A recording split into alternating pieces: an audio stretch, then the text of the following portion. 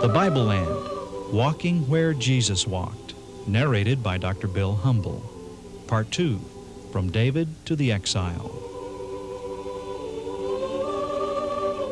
After the tragic death of King Saul, David became king and conquered Jerusalem, and under his rule the nation became strong and prosperous.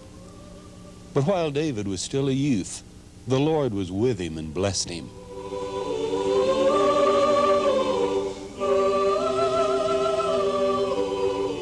The Valley of Elah was the site of a famous Old Testament battle between two men, David and Goliath. It's a narrow valley, and that's the way it's described in the Bible. The Philistines stood on the mountain on one side, and Israel stood on the other side with a valley between them. There's a monument on either side of the valley, one to David, one to Goliath.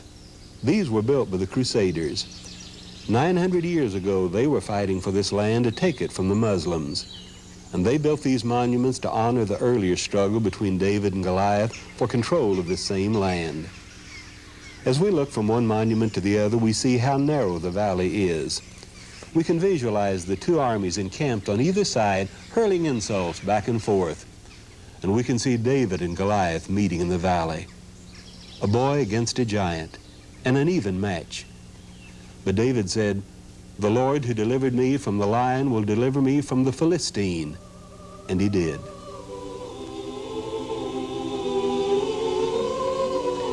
Back in the days of Joshua, the people who lived here at Gibeon tricked the Israelites into making a peace treaty. Gibeon had a big pool for a water supply, and later in the days of David, that pool was the scene of an important battle. These are the steps down into the pool of Gibeon. It's 75 feet deep, and this pool provided a water supply for the people of the ancient city of Gibeon, the people that deceived Joshua and made peace with him. In 2 Samuel chapter 2, a historic battle was fought at this very point, and here's the story of it in 2 Samuel 2. Abner, the son of Saul, went out to Gibeon, and Joab and the servants of David went out and met them at the pool of Gibeon, and they sat down, the one on the one side of the pool and the other on the other side of the pool. And you can visualize the two armies lined up, one army on either side of this pool. And then they selected 12 men from each army to be the champion to represent that army. And those 12 men began fighting, and evidently all 24 men were destroyed, killed. And then the story concludes this way. The battle was very fierce that day, and Abner and the men of Israel were beaten before the servants of David. And this historic battle, fought at this very pool of Gibeon, opened the door for David to reign as king of the United Kingdom. David became a great king. He also became the sweet singer of Israel. And among all the Psalms of David, the 23rd is probably the best loved. Now we are here next to the brook Cherith. Think of David as a shepherd boy coming all the way from Bethlehem because of the water here. And that's where David wrote the 23rd Psalm. This is the shadow of death valley we are looking to. This is one of the few sites you can say this is it. Now the monastery ahead of us, the first church or monastery was built in the 4th century, and they named the church after the bishop who built the church, Georgius. Now we call it St. George. It's built on the mouth of a big cave where they believe Elijah was lodging in here. And Herod the Great is the one who channeled the water to use it for his city he built down Jericho. The Lord is my shepherd, I shall not want. Yea, though I walk through the valley of the shadow of death, I will fear no evil, for thou art with me, thy rod and thy staff, they comfort me.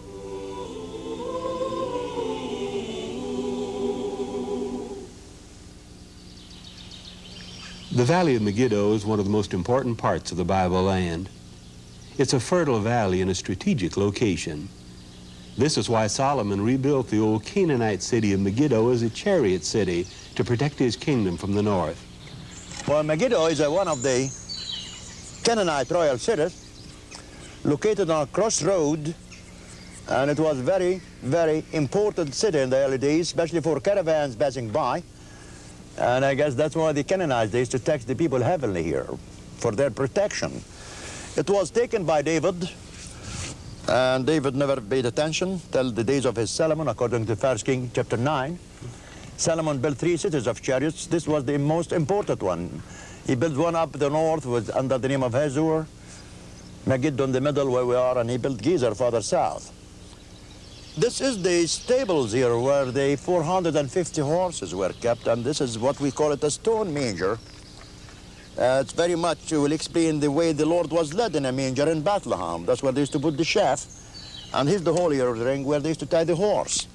So this is a stone manger founded in the city of chariots of Solomon. And are there any Canaanite ruins around? Well, sure, there is Canaanite. Where we're standing is Solomon 1000 BC. Just beyond the date palm trees is the Canaanite 2000 BC. Haven't they found a Canaanite altar down there? Well, they did, and we just showed it to the people, a big circle, because the Canaanites, they used to worship the moon and the sun, and they used to sacrifice animals, not a human being like the Edomites. Yeah, they did find a huge Canaanite altar, with a big circle facing east toward the sun. Now, the water supply in that time, in the time of the Canaanites, used to be outside the wall. They cut down 183 steps down. Then they cut a shaft 200 feet long, and they brought the water into the city. And after they brought the water into the city, they camouflaged the main source. That means nobody knows there is water running into the city of Megiddo. And I do believe the idea was carried from the Gibeon tunnel, because we have 3 tunnels in the Holy Land. Number 1 is Gibeon. Number 2 here, number 3, Hezekiah's tunnel in Jerusalem. Elias mentioned the Hezekiah tunnel. This tunnel was built by King Hezekiah about 700 BC to protect Jerusalem's water supply. It was a remarkable feat, cutting this tunnel through the solid rock for 1,800 feet. As we wade through it, we step back in history 2,700 years to the time of Hezekiah and Isaiah and the Assyrian siege. We come out at the pool of Siloam.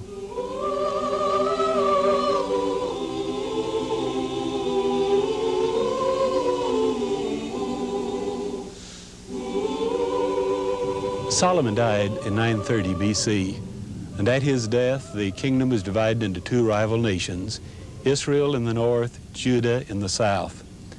50 years later, in 880 BC, Omri built a great new city, Samaria, and the wall behind me is a part of that original Israelite wall built in the days of Omri. This city was destroyed by the Assyrians in 721 BC, and many of the people were carried away into Assyrian captivity, never to return. Following Omri, Ahab is one of the best known of the kings of Israel. He is also known for his infamous wicked wife, Jezebel. The palace of Ahab and Jezebel has been excavated, and these are the ruins that lie behind me here. Ahab and Jezebel are denounced by the Old Testament prophets for their idolatry, their life of luxury, their oppression of the poor. The prophets talk about the palaces of ivory. And when the archaeologists worked here, they discovered many pieces of ivory that had once decorated this elaborate palace. These ivory pieces are now on display in the Israel Museum in Jerusalem. After the Assyrians destroyed Samaria and carried its people into captivity, the city lay in ruins for 400 years. Then the city was rebuilt twice. The first time was when Alexander the Great and his armies came through the Bible land about 300 BC. Here's a large tower that survives from the Hellenistic period. The stone masons who built this tower were more skilled than those who built Omri's walls nearly 600 years earlier. Then Samaria was rebuilt again by Herod the Great. This was only 20 or 30 years before Jesus was born. This is the large Roman forum that Herod built, with many of the columns still standing. Herod named the city Sebaste to honor the emperor. Sebaste is the Greek form of Augustus. Herod also built a temple to Augustus here at Samaria. Herod was a practicing Jew, and he rebuilt the second temple at Jerusalem. But he could also build a pagan temple to Augustus only 35 miles north of Jerusalem. But let's go back to the people who lived in Samaria. In 880 BC, Omri built Samaria as a great new capital for the northern kingdom, Israel. It endured until 721 BC when it was destroyed by the Assyrians. The Assyrians sent in colonists who evidently intermarried with the Israelites who remained behind. The result, the Samaritan people, and they endure today as a distinct race, few in number, but they still endure. Let's go to Nablus, and let's meet these Samaritans in their synagogue at the base of Mount Gerizim. Salum is one of their priests. All Samaritans, they live in Nablus. The number for Samaritan about 570. 300 they live in Nablus here. 270 they live in Israel, in Holland. And we are two family, a priest family and Samaritan family.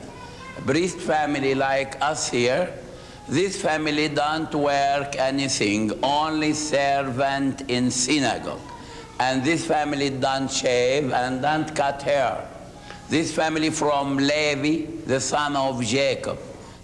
The Samaritans worship on Mount Gerizim. Here's why. The Samaritan believe that the holy mountain is Gerizim here.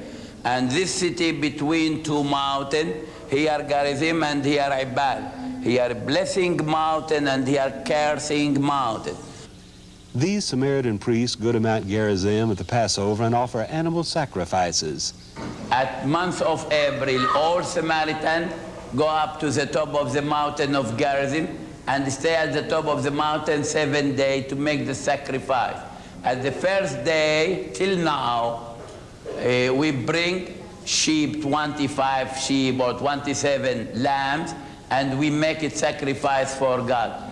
And we eat at this feast a white bread, we called it matzah. This feast to remember when Israel left Egypt to desert with guide Moses. The second feast, the feast of Pentecost, the 50th day after Passover, 7 weeks. This 7 weeks to remember when God gave Moses the 10 commandments. Animal sacrifices, still offered on the Passover, just like Moses and Aaron more than 3,000 years ago. The Samaritans have an ancient manuscript of the Bible, and they bring it out for us to see. This is the oldest book in the world.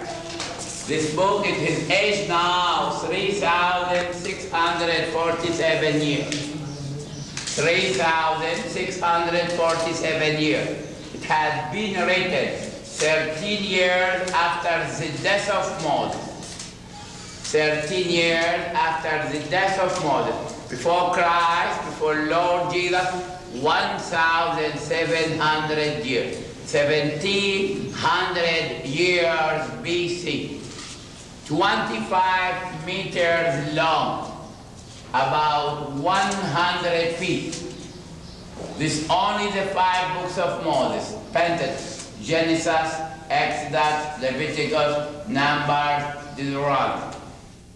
This manuscript isn't as old as the Samaritans believe it is, but even so, it's an ancient manuscript and it's priceless as a witness to the text of the Old Testament.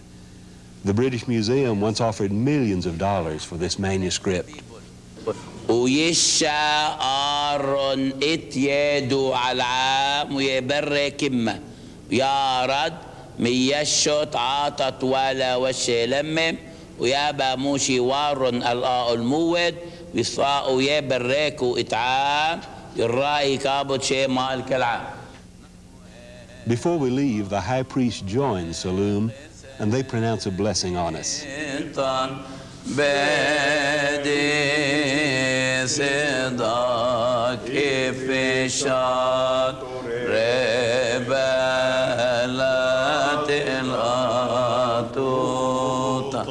Amen. The people of ancient Samaria might have used such a blessing. The armies of Assyria and then Babylon came through here, burning and destroying. So these hills of Samaria remind us that the last 200 years of Old Testament history were not a happy time for God's people. Despite the preaching of the prophets, Samaria fell, and then Jerusalem. The people of Judah were carried away into Babylonian captivity. But under Ezra and Nehemiah and Zerubbabel, there was hope and return. As the Old Testament comes to an end, The Jews have returned to their land from the Babylonian captivity. Their faith has been purified. They have been led by the prophets of the Old Testament. And now, again, they're in the land that God promised to their father Abraham, waiting for God's Messiah to come.